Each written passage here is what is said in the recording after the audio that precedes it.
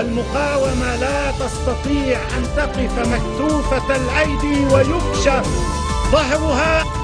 ليس حزبا لبنانيا ولكنه فرقة إيرانية.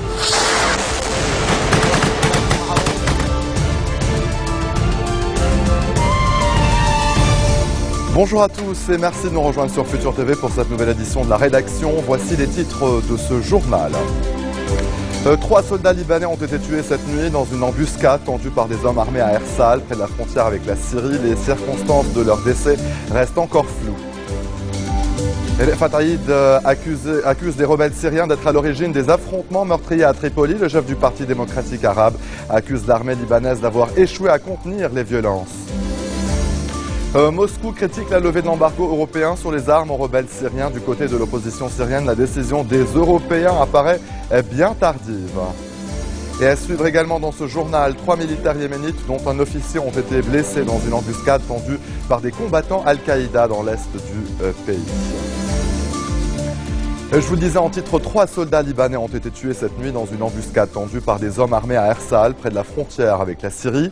Les circonstances de leur décès restent encore floues. Selon les services de sécurité, les militaires patrouillaient à bord d'un 4x4 à l'entrée est du village lorsqu'ils ont été attaqués par des assaillants armés qui ont ensuite pris la fuite direction le territoire syrien.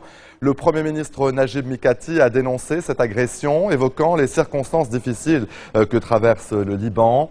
Le chef de la municipalité de Ersal, Ali El-Houjairi, a affirmé que les habitants de cette localité n'étaient pas impliqués dans la mort des soldats. C'est dans cette même localité que 2 soldats libanais avaient été tués en février dernier dans une autre embuscade tendue également par des hommes armés. Le patriarche maronite Bshara Rahi a lui aussi condamné l'attaque contre l'armée libanaise à Ersal. Pour le chef de l'église maronite, toute attaque contre l'armée représente une attaque contre la nation, son peuple et ses institutions. Le patriarche maronite, qui a présenté ses condoléances aux familles des victimes, a salué le rôle de l'armée et des forces de sécurité dans le maintien de la paix et de la sécurité au Liban. Rahi a par ailleurs réitéré son appel à l'adoption d'une nouvelle loi électorale avant toute prorogation du mandat du Parlement. Le patriarche s'exprimait avant son départ pour une visite pastorale en Pologne. Et puis sachez que 3 roquettes tirées depuis le territoire syrien se sont abattues ce mardi sur le Hermel, faisant plusieurs blessés. Hier, 2 roquettes ont visé des quartiers résidentiels, causant seulement des dégâts matériels. Cette région, située dans le nord-est du Liban, est un bastion du Hezbollah. Le chef du Parti démocratique arabe, Fatah, a accusé des rebelles syriens d'être à l'origine des affrontements meurtriers à Tripoli, c'est dans le nord du Liban. Les violences qui opposent les quartiers rivaux de Bab el-Tebene et de Jabal Morsen ont fait plus de 30 morts en une semaine de combat. Fatah prévient que si la situation n'est pas réglée, l'ensemble du territoire libanais serait menacé par le front djihadiste Al-Nosra, présent selon lui à Tripoli. Ce responsable alawite qui accuse l'armée libanaise d'avoir échoué à contenir les violences. Le chef du Parti démocratique arabe a par ailleurs vivement critiqué le chef de l'État, Michel Sleiman, qui à ses yeux n'a rien fait pour mettre un terme au combat.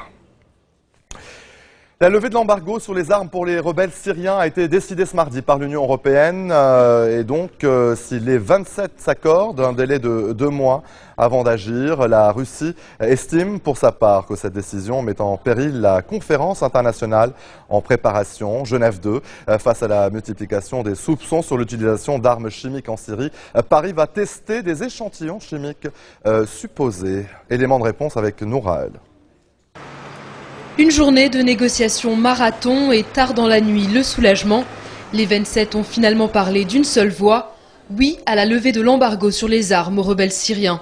Une décision insuffisante et qui intervient trop tard selon la coalition nationale de l'opposition syrienne, qui veut une action effective et non des paroles. Les sanctions contre le régime de Bachar el-Assad sont en revanche maintenues. The sale, supply, transfer or export of military equipment. La vente, la fourniture, le transfert ou le transport d'équipements militaires ou d'équipements susceptibles d'être utilisés pour la répression en Syrie seront pour l'opposition et les forces révolutionnaires et destinés à la protection des civils. Officiellement, les 27 seront autorisés à vendre des armes aux rebelles à compter du 1er juin. Mais dans les faits, les pays membres vont s'accorder un délai de 2 mois avant d'agir, le temps de donner une chance à la conférence internationale Genève 2. Une initiative portée par les États-Unis et la Russie, justement à la manœuvre à Paris. Autour de Laurent Fabius, ses homologues John Kerry et Sergei Lavrov. Objectif, avoir le soutien de la France pour convaincre l'opposition syrienne de participer aux négociations pour une sortie de crise politique. Nous pensons que le cercle des pays de la conférence de Genève peut être élargi pour inclure tous les protagonistes importants qui ont une influence sur le terrain. Ce n'est pas une tâche facile, c'est un grand défi. Difficile pour Sergei Lavrov de faire accepter notamment la participation de l'Iran aux négociations. Hors de question, disent les Occidentaux. Mais il y a un point sur lequel s'accordent les trois hommes, l'utilisation d'armes chimiques. Cette question, considérée comme une ligne rouge à ne pas franchir, changerait la donne, alors que Moscou s'est constamment opposé aux tentatives américano-européennes de mettre Bachar el-Assad à l'écart. Nous avons exprimé nos préoccupations mutuelles concernant l'utilisation potentielle d'armes chimiques et la nécessité d'obtenir des preuves et de déterminer ce qui s'est vraiment passé. Car les soupçons se multiplient. Il semble, d'après les éléments dont nous disposons, que les présomptions, je dis bien les présomptions d'utilisation d'armes chimiques soient de plus en plus étayées. Nous sommes en train de vérifier tout cela d'une manière extrêmement précise. En effet, la France est en train d'analyser des échantillons rapportés de Syrie par 2 journalistes du quotidien Le Monde qui ont passé 2 mois aux côtés des rebelles. Photos et vidéos à l'appui, Laurent van der Stok et Jean-Philippe Rémy livrent un récit très détaillé d'attaques chimiques menées près de la capitale syrienne. Et ça provoquait chez les combattants toujours la même gamme de symptômes en gros, c'est-à-dire des grandes difficultés respiratoires, suffocation littéralement, jusqu'à cracher du sang. On ne distingue rien de particulier et tout à coup le gaz, le produit si vous voulez, est là. Quand les symptômes commencent à se manifester, c'est d'ailleurs trop tard. C'est déjà, le mal est déjà fait. Les résultats de ces tests seront publiés dans un délai de quelques jours. Allez, restez des nôtres au retour de la pause. Des violences en Irak ont fait plus de 500 morts en mai.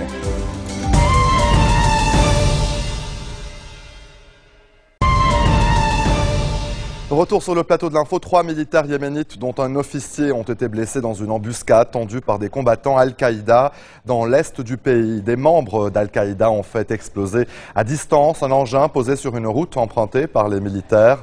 Ces militaires escortaient des camions citernes chargés de pétrole brut qui se rendaient au terminal pétrolier de Daba sur la mer d'Arabie. Al-Qaïda, bien implanté dans le sud et le sud-est du Yémen, multiplie les attaques contre l'armée et les services de sécurité chargés de traquer ces éléments. Allez, en bref, dans le reste de l'actualité, les violences en Irak ont fait plus de 500 morts en mai. Les autorités peinent à stopper une vague de violences liée à des tensions confessionnelles. Hier, lundi, des attentats visant notamment des quartiers chiites à Bagdad ont fait 58 morts et près de 200 blessés.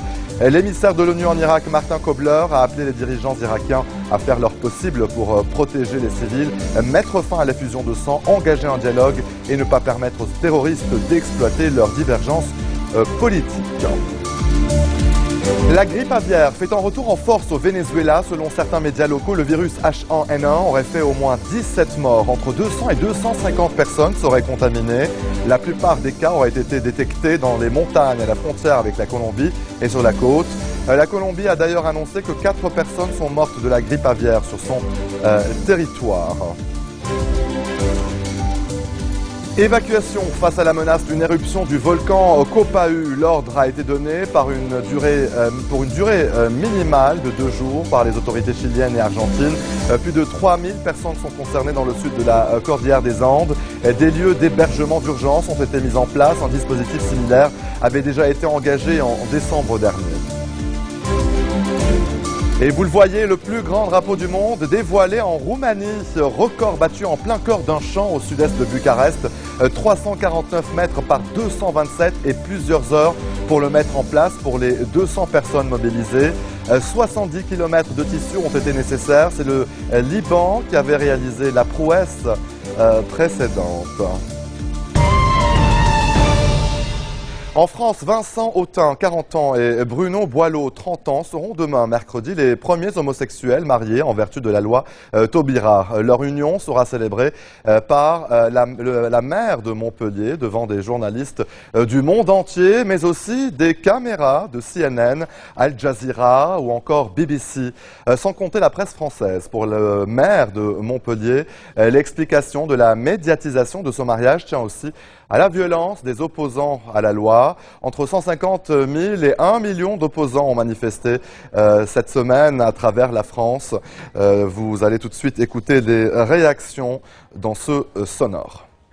C'est que du bonheur, on va s'unir, mais on ne peut s'unir que parce que les gens ont su s'unir les uns aux autres pour remporter un combat. Ça a créé un mouvement de solidarité qui a fait qu'on a tous défendu cette notion d'égalité qui nous est chère. Je vois pas en quoi ça peut gêner qu'un garçon ou qu'une fille aime une personne de même sexe. Soyez heureux, faites la fête, mais comprenez bien qu'après, ce que vous allez en fait incarner, enfin mettre en application, après on pourra difficilement retourner en arrière.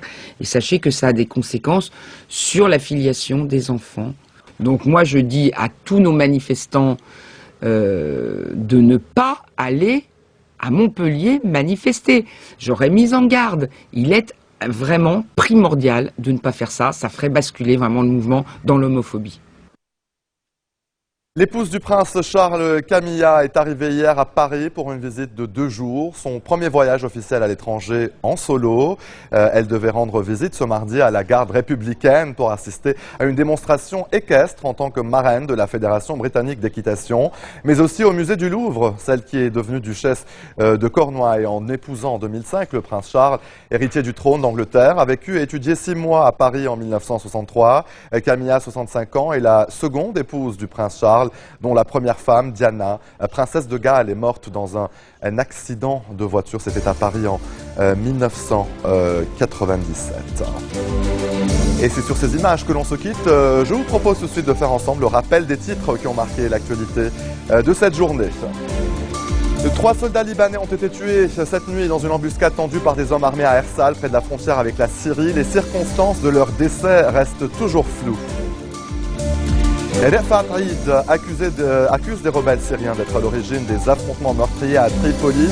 Le chef du Parti démocratique arabe accuse également l'armée libanaise d'avoir échoué à contenir les violences. Moscou critique la levée de l'embargo européen sur les armes aux rebelles syriens. Du côté de l'opposition syrienne, la décision des Européens apparaît bien tardive. Et 3 militaires yéménites, dont un officier, ont été blessés dans une embuscade tendue aujourd'hui par des combattants Al-Qaïda dans l'est du pays. Merci de votre attention. Retrouvez-nous tous les jours à 16h40 heure de Beyrouth. Vous pouvez également nous suivre en ligne et en direct et sur votre portable au www.futurtvnetwork.com. Excellente suite de programmes sur notre antenne et à très bientôt. المقاومة لا تستطيع أن تقف مكتوفة الأيدي ويكشف ظهرها. ليس حزبا لبنانيا ولكنه فرقة إيرانية.